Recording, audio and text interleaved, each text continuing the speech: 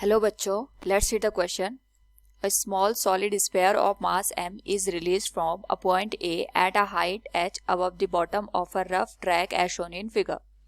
If the sphere rolls down the track without slipping, its rotational kinetic energy when it comes to the bottom of the track is, here we have given 4 options. Now to answer this question, first we will discuss here the key concept, and here the key concept is conservation of energy.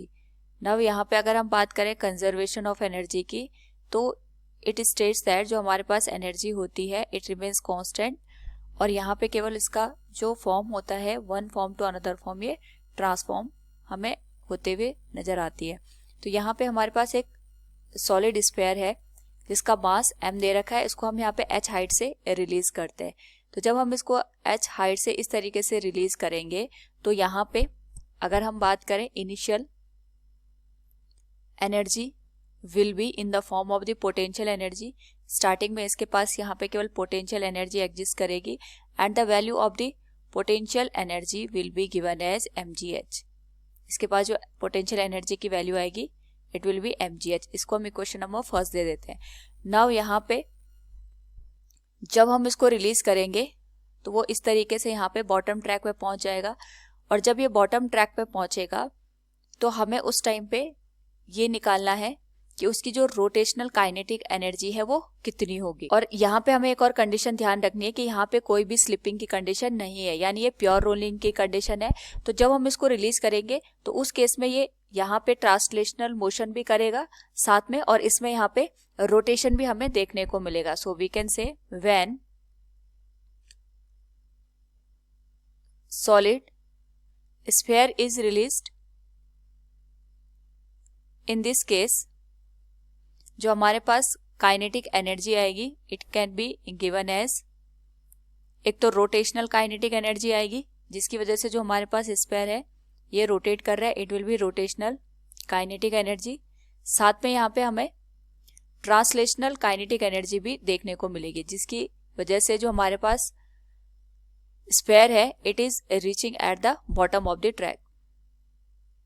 तो अगर हम यहाँ पे total kinetic energy की बात करें it will be given as, जो rotational kinetic energy है it will be half I omega square, और जो ट्रांसलेशनल काइनेटिक एनर्जी है ये हो जाएगी 1/2 m इंटू वी स्क्वायर. हम ये मान के चल रहे हैं जो स्फीयर है ये ओमेगा के एंगुलर वेलोसिटी के साथ यहाँ पे रोटेट हो रहा है. साथ में अगर हम यहाँ पे प्योर रोलिंग का केस देख रहे हैं क्योंकि कोई भी स्लिपिंग नहीं हो रही है, तो प्योर रोलिंग के लिए हमारे पास जो v होता है it is given as r omega. तो हम यहाँ पे v को रिप्लेस कर सकते हैं.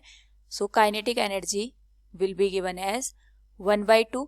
जो हमारे पास स्फीयर होता है सॉलिड स्फीयर, इसके लिए जो मोमेंट ऑफ इनर्शिया आएगा इसकी जो वैल्यू होगी we can write it will be given as 2/5 m into r square, और ओमेगा को हम यहाँ पे एज इट इज लिख लेंगे प्लस 1/2 m इंटू जो v की वैल्यू होगी उसको r ओमेगा से रिप्लेस कर देंगे तो it will become r square omega square.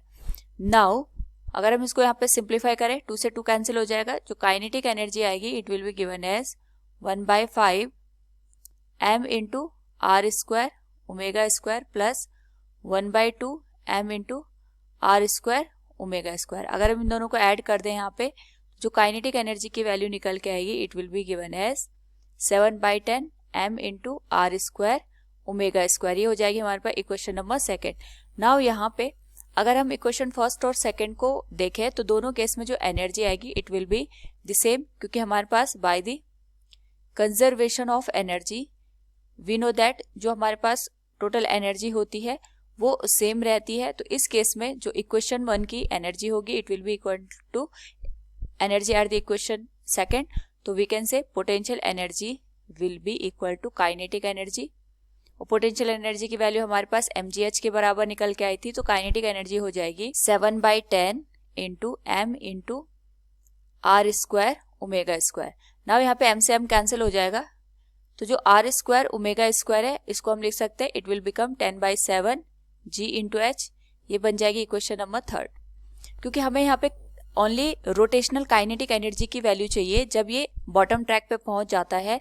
तो उसको यहाँ पे mgh की फॉर्म में कन्वर्ट करने के लिए हमने इस टर्म को इस तरीके से रिप्लेस किया है ताकि हमारे पास जो आंसर निकल के आए और केवल रोटेशनल काइनेटिक एनर्जी का उसको हम यहाँ पे fraction of the potential energy represent कर पाए। तो वी कैन से ओनली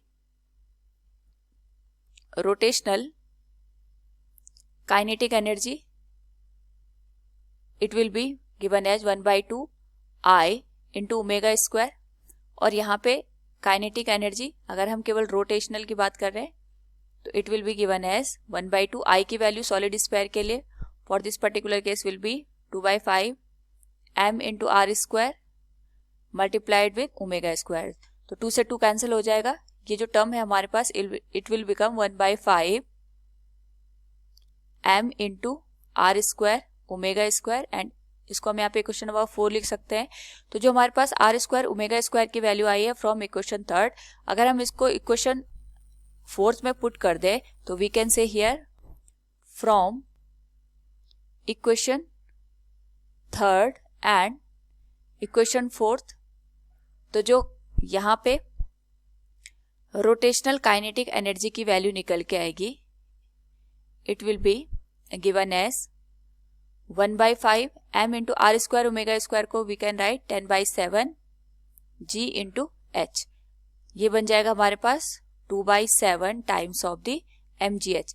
यानी जब हमारे पास जो स्फीयर है ये बॉटम ट्रैक पे पहुंचेगा उस पर्टिकुलर केस में जो रोटेशनल काइनेटिक एनर्जी की वैल्यू होगी it will be 2/7 times of the potential energy और mgh। So from the given question we can say if the sphere rolls down the track without slipping, its rotational kinetic energy when it comes to the bottom of the track is 2/7 mgh. Option 4 will be the correct answer. Hope all you understood it. Thank you and best of luck.